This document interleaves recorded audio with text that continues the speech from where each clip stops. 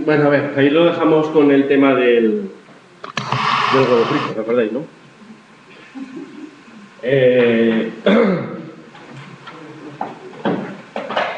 La cuestión de todo esto es que con algo tan sencillo, o aparentemente tan sencillo como es hacer un huevo frito, nos planteamos la cantidad de cosas y de procesos que se siguen, ¿no? Entonces, os decía que en cualquier aplicación que se vaya a diseñar, tipo, o sea, por informática, cualquier programa, para lo más sencillo que os podéis imaginar, previo a hacer el programa, hay que hacer el análisis de lo que se pretende hacer ese programa. Y ese análisis consiste en conocer absolutamente todas las vicisitudes y cosas que le pueden ocurrir a ese programa para tenerlas controladas, ¿de acuerdo?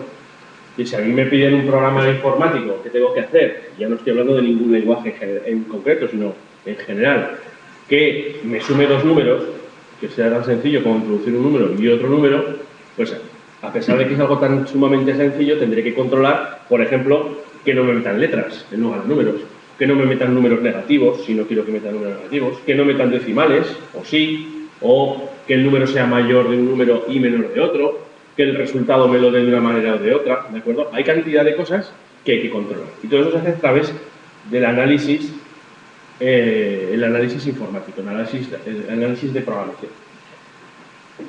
En principio, la figura del analista es la persona que se tiene que encargar de escuchar al cliente, de ir a verlo, de conocer sus necesidades, de conocer casi como él lo que quiere hacer y después de eso transmitirle al programador esas necesidades para que el programador básicamente se dedique a picar el código.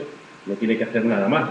El programador en principio no tiene por qué hacer una labor de análisis. Puede en un momento determinado colaborar y decir, oye, me parece que esto estaría mejor así o así, pero es el analista el que le ha tenido que decir ese trabajo. Entonces lo que vamos a hacer estos días aquí va a ser análisis, va a ser estudiar casos sencillos, como el del huevo frito, y ver cómo los transmitiríamos en papel, ¿de acuerdo? Decía que sobre todo en papel.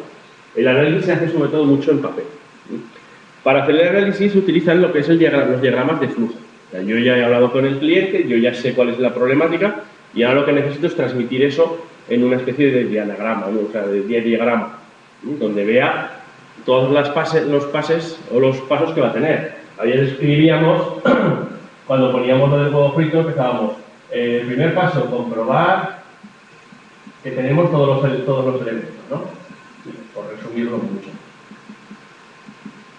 Poníamos que había aceite, que hubiese, por supuesto, huevos, que la sartén estuviese limpia, etcétera, etcétera, etcétera. Pues eso es un proceso, y ese sería uno de los primeros procesos que deberíamos de encontrar. El primer proceso, en cualquier caso, en cualquier análisis, es el proceso inicio. Se dibuja así, con una especie de óvalo, y se indica que ese es el principio del proceso, ¿de acuerdo? Y a partir de aquí se desarrolla. Por supuesto, si todo proceso tiene un inicio, tendrá un fin. Y en ese fin será donde acabará el proceso de lo que estaremos haciendo. En nuestro caso ayer pues teníamos muchos pequeños procesos y decíamos, la comprobación de los elementos, que esté todo. Cuando es un proceso que se está desarrollando, se introduce así, con un rectángulo.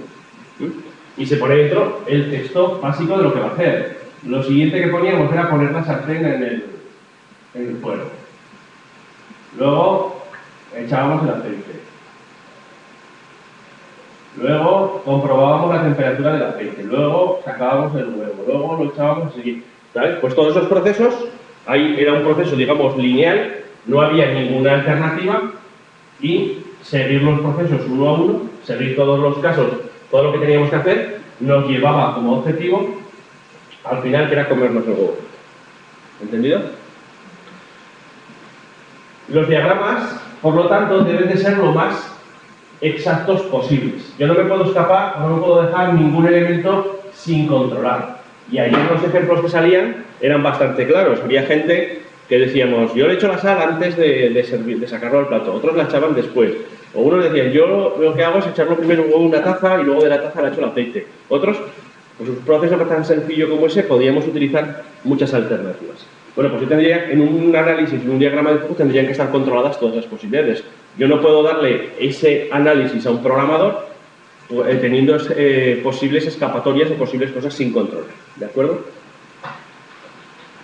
Los diagramas de flujo, como os acabo de decir, siempre empiezan por un inicio, siempre acaban por un fin. Ese sería, y eso son la forma de dibujar los elementos, y luego por el camino se encuentran procesos, los que sean. Los procesos se suelen dibujar con un rectángulo explicando dentro cuál es el proceso.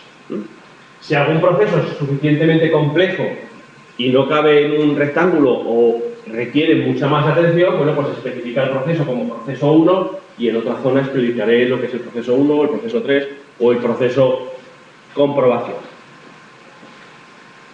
Y luego nos encontramos con otro elemento muy importante dentro de lo que es el diagrama de flujo, dentro del análisis, que son los condicionales. ¿De acuerdo? En todos los programas os vais a encontrar condicionales, siempre, casi. Raro será el programa que os encontréis donde no tengamos que hacer algún tipo de condicional. ¿Cuál es un condicional? Pues, por ejemplo, es decir, si yo me pongo con el huevo frito, abro la nevera y no hay huevos, pues, ¿qué hago?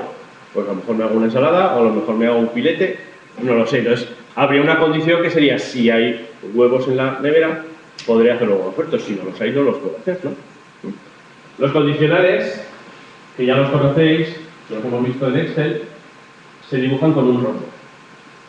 Es un rombo el indicador de un condicional. Y dentro se pone la condición. Por ejemplo, vamos a suponer que pongo hay aceite.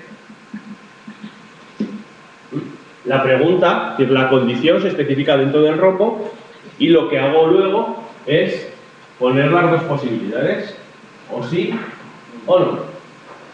Ni más ni menos. Los condicionales solamente tienen dos posibilidades, o se cumple o no se cumple. ¿De acuerdo? Y diríamos, bueno, ¿hay aceite? Sí, pues sigo el proceso y echo el aceite en la sartén, lo caliento, patín, patatán, patatán, patatán, y terminaría. ¿No hay aceite? Pues se acabó el proceso. No puedo hacer el huevo frito, tendré que hacer otra cosa. Me haré algo que no utilice aceite porque en ese momento no hay, pues me comeré un filete de jamón de york o me comeré, yo qué sé, que no necesite el aceite. ¿Entendido? ¿Seguro? Bien. Por ejemplo, vamos a plantearnos la posibilidad de decir, bueno, ¿cómo sería un diagrama de flujo de si esta tarde yo me quiero ir al cine? ¿Vale? Pero me quiero ir al cine si no llueve, porque si llueve me voy a quedar en casa, no me apetece salir mojándome, ¿no? Entonces, bueno, pues para dibujarlo empezaríamos con un inicio, ¿vale? ¿Y cuál sería el primer proceso? Imaginemos, son las 4:30 de la tarde, las 5, yo estoy en mi casa viendo la televisión y entonces tengo que decidir lo que hago. ¿Cuál sería el primer proceso? Pues podría ser mirar por la ventana qué tiempo hace, ¿no? Y miro. Y al mirar por la ventana me voy a encontrar que voy a saber si está lloviendo o no. Con lo cual, condicional llueve, esa sería la pregunta. Posibilidad de que sí, posibilidad de que no. ¿Vale? ¿No llueve? Pues me he visto, voy al cine, saco las entradas, por ejemplo, y veo la peli. Y se acabó. ¿Vale? Por supuesto, en todos los diagramas tiene que haber una serie de flechas que me indiquen la dirección del proceso, para que no me equivoque. Lo más normal es que siempre sean así, pero bueno, esa sería la posibilidad. Por lo tanto, llego aquí, miro por la ventana, llueve, ¿no? Pues entonces ya me he visto, voy al cine, saco las entradas, compro las palomitas, como dice el mundo, o la Coca-Cola, lo que yo quiera, veo la película y se acabó. Ahí se acabó mi proceso, mi intención era ir al cine, ya está hecho. Pero ¿y si llueve? Pues si llueve tendré que buscar una alternativa. Y entonces ya, pues coger un libro, leerlo y se acabó. ¿De acuerdo? Mi proceso, o el diagrama de flujo de lo que yo voy a hacer esta tarde sería ese. Tengo controladas las dos posibilidades. En este caso no hay más que dos. Miro por la ventana, compruebo si llueve, si no llueve haré esto, y si llueve haré esto, y se acabó el proceso. Ya no especifico más, yo no sé luego, después de que se acabe la película, lo que podrá pasar. ¿Entendido? ¿Alexis?